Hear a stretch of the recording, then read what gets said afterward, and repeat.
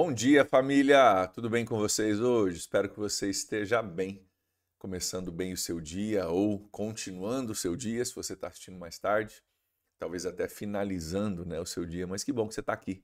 Estamos hoje entrando no capítulo 7 de Provérbios, capítulo 7, onde nós vamos pegar a introdução ali, os primeiros versículos. Vamos ver como essa introdução dos primeiros versículos está conectado com uma introdução no capítulo 5 e no capítulo 6, que conecta com o tema que a gente vai desenvolver aqui. Acho que vai fazer bastante sentido para você e nós vamos descobrir no capítulo 7 uma frase famosa que talvez você já tenha ouvido, já tenha até falado ela e que você não sabia que vem direto das páginas da Bíblia. Eu vou te explicar o porquê disso e vamos entender aonde que nasceu essa frase que ainda hoje perdura na nossa cultura e vem direto das páginas da Bíblia. Estamos em Provérbios capítulo 7.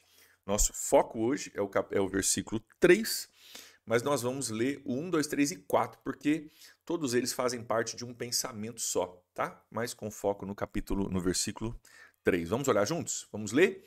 E depois eu vou comentando, a gente vai estudando juntos. Então, pega aí o que Deus tem para o nosso coração hoje. Diz assim: Meu filho, obedeça as minhas palavras e no íntimo guarde os meus mandamentos.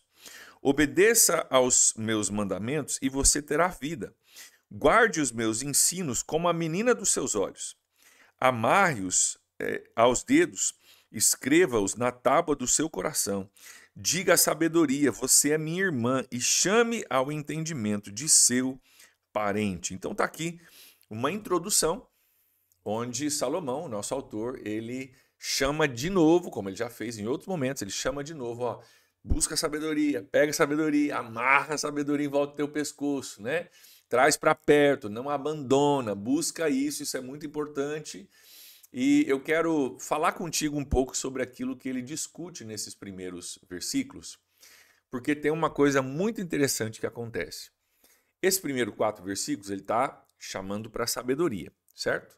Se você olhar o versículo 5, que nós vamos olhar amanhã, ele vai dizer o seguinte, ó, eles o manterão afastado da mulher imoral. Então ele começa, antes de falar sobre qualquer outra coisa a respeito de imoralidade, ele fala sobre guardar e preservar os princípios da palavra de Deus, os mandamentos, os ensinamentos, né, do seu pai, do sábio Salomão. E eu quero que você veja que isso acontece em outros lugares. Tem outras 2 partes de Provérbios que falam sobre imoralidade. Aqui, o capítulo 7 vai falar de novo sobre imoralidade, vai ser a terceira vez. E nas outras 2 partes, como aqui no capítulo 7, ele, antes de falar sobre imoralidade sexual, ele vai falar sobre a importância de manter os mandamentos. Eu quero olhar contigo aqui o capítulo 5, versículos de 1 a 4. Nós acabamos de ver o 7 de 1 a 4. Vamos para o 5, 1 a 4.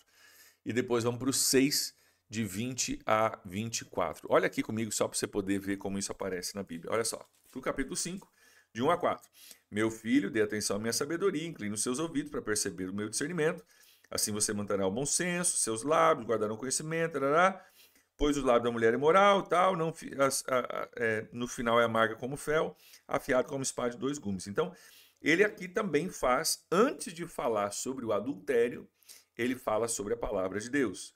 Capítulo 6, versículo 20. Meu filho, obedeça aos mandamentos do seu pai, não abandone o ensino da sua mãe, amarre-os sempre junto ao seu coração, ate-os ao redor do seu pescoço, quando você andar, eles vão te guiar. Nós estudamos isso, né?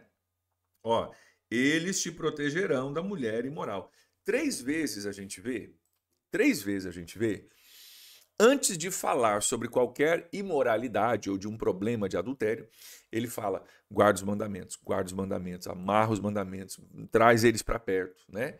Essa ênfase em você ter os mandamentos como algo que te protege. Isso não está falando aqui de um amuleto, né? Tipo, se você ler sua Bíblia, você não vai cair em adultério. Não.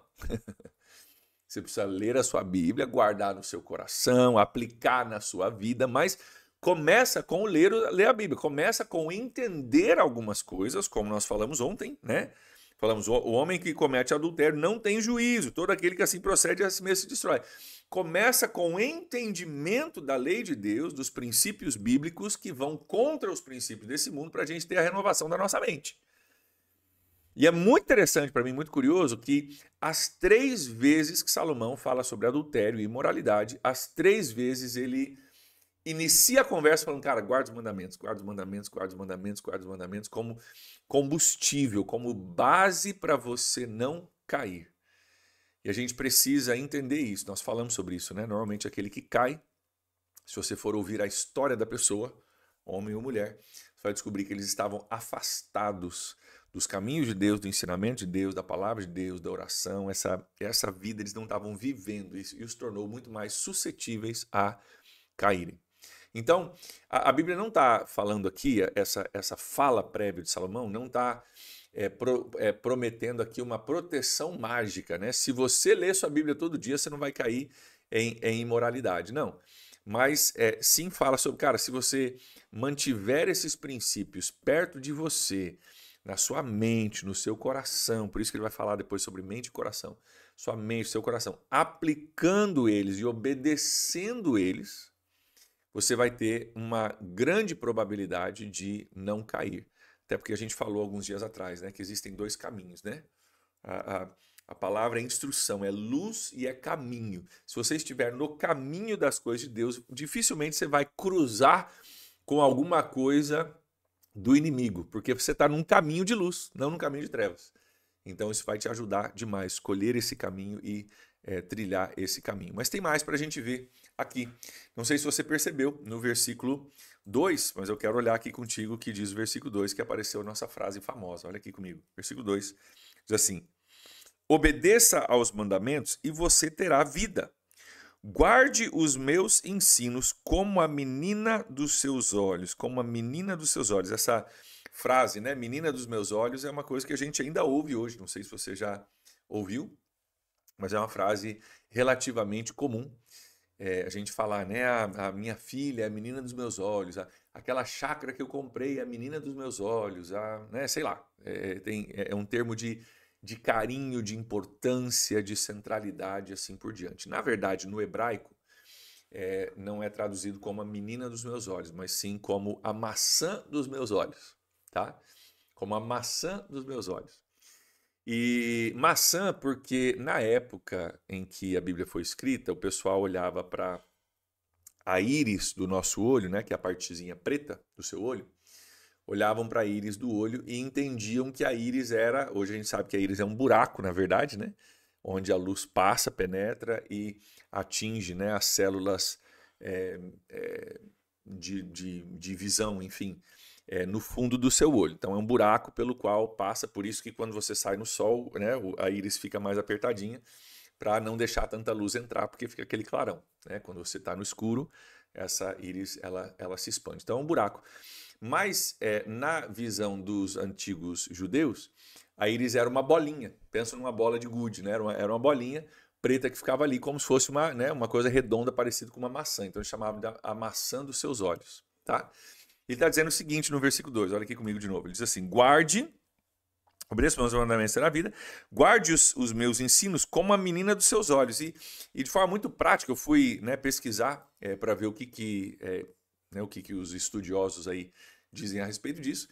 E simplesmente estão dizendo o seguinte, que assim como nós protegeríamos o nosso olho, porque o nosso olho é algo importante para nós, assim como você guarda o seu olho e tem proteção para o seu olho, e se tiver um problema no olho, você vai resolver o quanto antes, você vai, né, usar proteção para o seu olho, porque você entende que o olho é algo primordial, super essencial para a sua vida.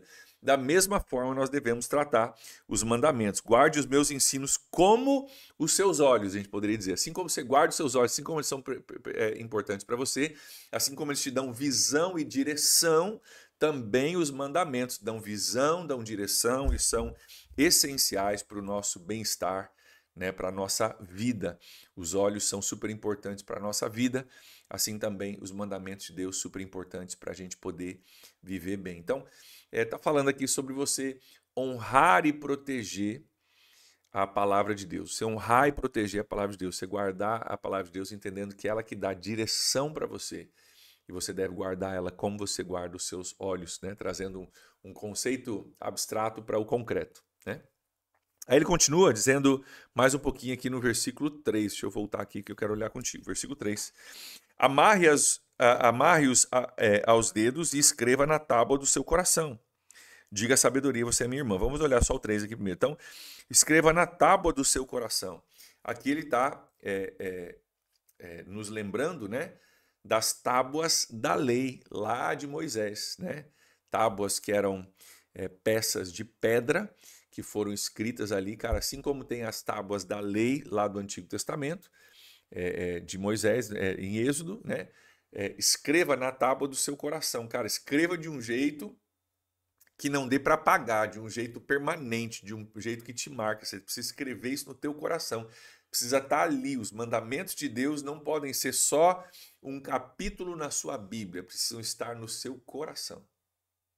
Por exemplo, os 10 mandamentos estão relatados na Bíblia, entre outros lugares, mas o primeiro lugar que eles aparecem é Êxodo capítulo 20. Êxodo capítulo 20 tem os 10 mandamentos lá. Mas não adianta esses 10 mandamentos estarem dentro de uma Bíblia que está numa prateleira guardada em algum lugar e que, cara, tá lá, mas não tá aqui.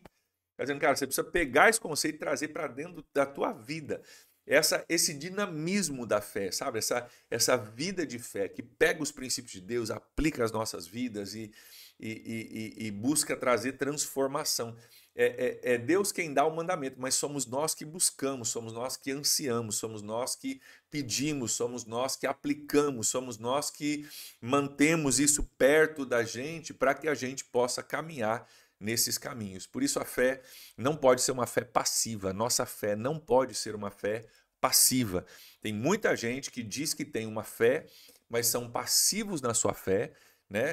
Vão lá, assistem, né, uma apresentação, assistem um culto, assistem uma missa, né? Mas, cara, não entrou aqui, ó, tem que entrar aqui, tem que entrar aqui. O que faz a diferença é quando eu nasço de novo, isso entra no meu coração, aquilo que Deus escreveu se torna parte da minha vida. Por isso ele diz, escreva-os na tábua do seu coração. Olha quem escreve. Não é deixa Deus escrever, é você pega e escreve na tábua do seu coração.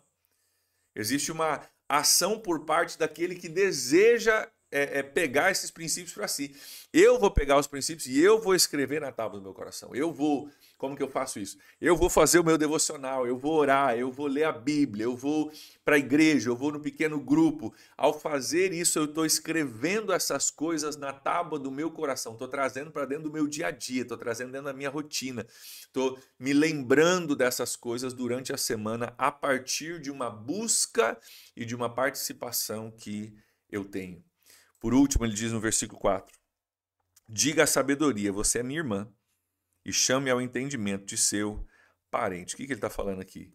De manter perto, né? De você manter perto. Naquela época, o homem judeu, se tivesse uma irmã, ele era, até hoje, em alguns lugares do mundo, se for para o Afeganistão, para o Paquistão, alguns lugares, inclusive próximos, né, da Terra Santa, Afeganistão e Paquistão são próximos, o Irã, você vai ver que para uma moça sair na rua, ela deve sair acompanhada dos seus irmãos, né? Sociedade, obviamente, super machista, enfim, mas essa é a ideia, tá? A ideia, cara, diga você é minha irmã, cara, onde você for eu vou contigo, né?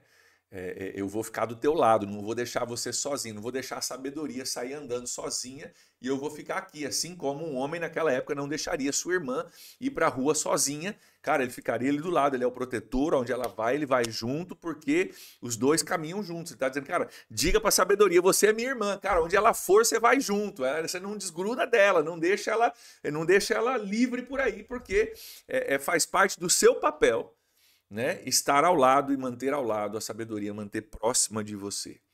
Essa busca pelas coisas de Deus que diferencia o menino dos homens.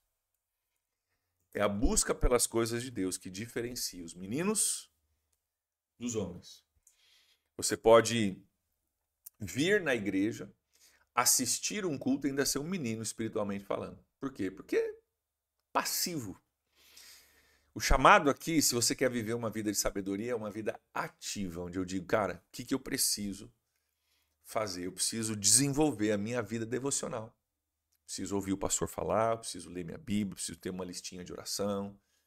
Eu preciso me disciplinar para ir num pequeno grupo, onde eu vou estar falando sobre as coisas de Deus, onde eu vou estar compartilhando com pessoas, caminhando junto com pessoas, orando por pessoas, recebendo oração, servindo pessoas, sendo servido. Eu preciso me disciplinar para esse tipo de coisa.